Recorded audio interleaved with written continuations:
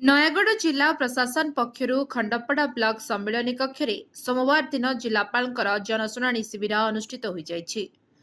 ଜିଲ୍ଲା ଆରକ୍ଷୀ ଅଧୀକ୍ଷକ ଏସ୍ ସୁଶ୍ରୀ, ଜିଲ୍ଲା ପରିଷଦ ମୁଖ୍ୟ ଉନ୍ନୟନ ଅଧିକାରୀ ଲଗ୍ଜିତ ରାଉତ, ଏସ୍ଡିପିଓ ମଦନ ମୋହନ ପ୍ରଧାନ, ଖଣ୍ଡପଡ଼ା ବ୍ଲକ ଉନ୍ନୟନ ଅଧିକାରୀ ଅଙ୍କୁର ଅଭିଳାଷ, ତହସିଲଦାର ବିଶ୍ୱ ବିଶ୍ରୁତ ତ୍ରିପାଠୀ, ଖଣ୍ଡପଡ଼ା ଗୋଷ୍ଠୀ ସ୍ୱାସ୍ଥ୍ୟକେନ୍ଦ୍ରର ମୁଖ୍ୟ ଚିକିତ୍ସାଧିକାରୀ ଡକ୍ଟର ଅଭିସାର ପଣ୍ଡାଙ୍କ ସମେତ ବିଭିନ୍ନ ବିଭାଗର ବରିଷ୍ଠ ଅଧିକାରୀମାନେ ଏଥିରେ ଯୋଗ ଦେଇଥିଲେ। ଶିବିରରେ ସର୍ବମୋଟ 100ଟି ଅଭିଯୋଗ ପତ୍ର ଗ୍ରହଣ କରାଯାଇଥିଲା। ସେଥିମଧ୍ୟରୁ 92ଗୋଟି ବ୍ୟକ୍ତିଗତ, 4ଗୋଟି ଗ୍ରାମ୍ୟ ସମସ୍ୟା, ମୁଖ୍ୟମନ୍ତ୍ରୀଙ୍କ ରିଲିଫ ପାଣ୍ଠିରୁ ସହାୟତା ନିମନ୍ତେ 4ଟି ଆବେଦନ ପତ୍ର ଗ୍ରହଣ କରାଯାଇଥିବା ବ୍ଲକ ପ୍ରଶାସନ ସୂତ୍ରରୁ ଜଣାପଡ଼ିଛି।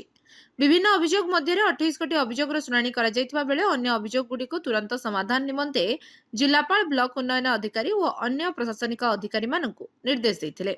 ଶିବିର ପରିଚାଳନାରେ ବ୍ଲକ ସମସ୍ତ କର୍ମଚାରୀ ସହଯୋଗ କରିଥିଲେ। ଖଣ୍ଡପଡ଼ାରୁ ସଦାଶିବ ପାତ୍ରଙ୍କ ରିପୋର୍ଟ, ଲିଭ୍ ଲାଇଫ୍ ଓଡ଼ିଆ।